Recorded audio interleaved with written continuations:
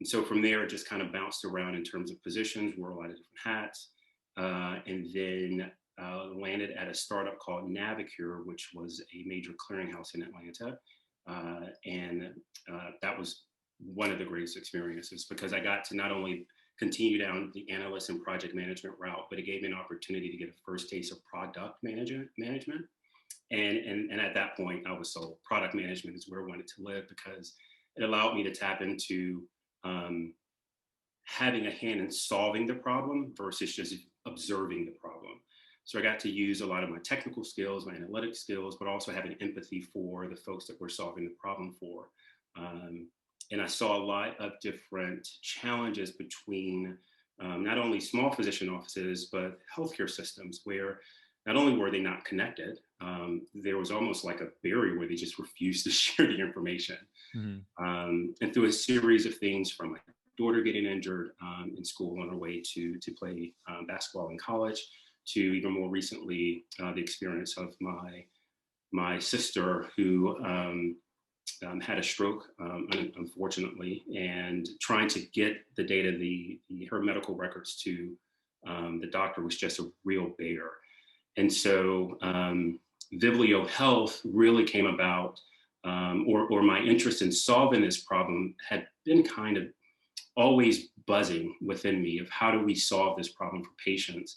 And when Matthew Halco's called in September of last year and said, hey, I think we have an opportunity to solve the problem. There's this thing called the 21st Century Cures Act that's really going to help propel this and give us an impetus to really forge forward. I jumped into the opportunity. I said, perfect. It was like, you've been thinking about this as long as I have. And off we went. Yeah. And why is patient information so important? Like you said, like why don't people like why don't you just have access to your own information? Like why is it just such a difficult thing to get a hold of? Great question. So I think that it's so layered. I think it's really complex. And I think at its core, what most people, generally speaking, really do not have a compelling reason to be interested in their health until something happens. I sprain my knee, I get a cold, there is a chronic condition that, right, like maybe I'm having some GI issues and I'm not really sure, I need to change my diet. And then all of a sudden, this idea of like, oh, I probably should be interested in my health, but I'm not empowered to, or I don't feel like I'm empowered to do that. So there's this immense reliance on healthcare providers to really share the information, and we're taking it at face value. And in and of itself, that's not a terrible thing because, right, they went to school, they should know, and that's all great. And we want to continue to